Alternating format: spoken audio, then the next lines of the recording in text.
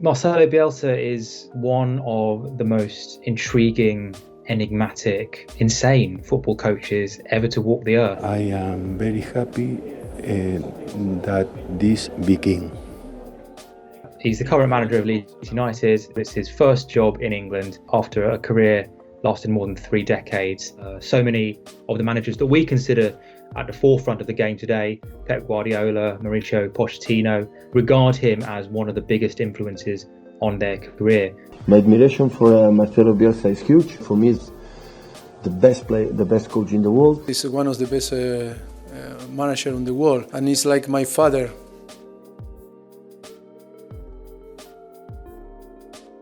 The thing that people say about Bielsa who have worked with him is this incredible, borderline obsessive attention to detail.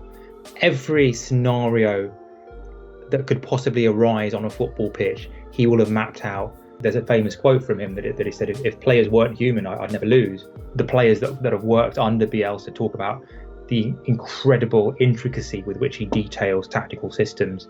I mean, we've all seen Bielsa kind of sitting on his box, his little ice box on the touchline, which he kind of perches on obsessively because that's the angle from which he likes to watch the game. There is that line from Mateusz Klich, the Polish international, saying that playing in a Bielsa side is a little bit like the military, and it's tactics, and fitness. And when Leeds' owners and met him in Argentina, he had already done research on every tactical system that each of the 24 teams in the championship had deployed in the previous season. It was always taking the Leeds job going to be one of those things that could go either way. It's as much to Bielsa's surprise as anyone else's that he's lasted for 2 full seasons and as now taken Leeds United back into the promised land of the Premier League.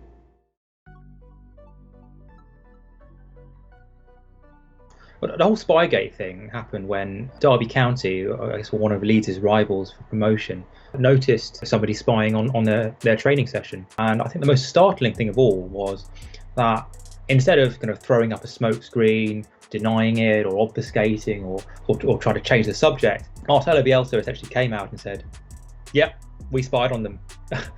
I suppose the crux of this was this incredible 1-hour PowerPoint presentation he gave at Leeds' Thorpe Arch training ground. I don't need to go to watch the training session of an opponent para interpretarlo, to know how the opponent plays. He talks in incredible granular detail about what he'd learned about each of the other 23 championship sides.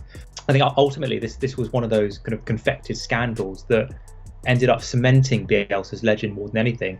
Leeds were fined £200,000 for their activities, which Bielsa insisted on paying out of his own pocket.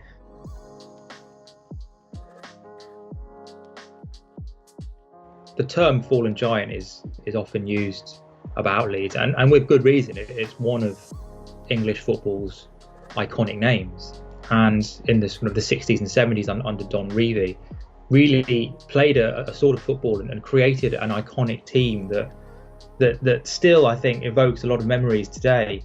It's still one of the biggest clubs in England, even though it hasn't been in the Premier League for 16 years.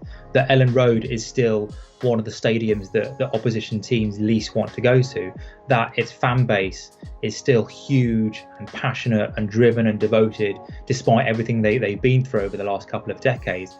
They reached the semi-finals of the Champions League in 2001. This was one of Europe's best teams. Within a few years, had essentially ended up as relegated from the Premier League. That was really the start of their problems. They were relegated again to League One. They went into administration. From the moment David O'Leary leaves in 2002, which really kind of portends the start of the decline, Leeds end up going through 20 managers in the space of 16 years. Then in the summer of 2018, they appoint manager number 21, whose name is Bielsa.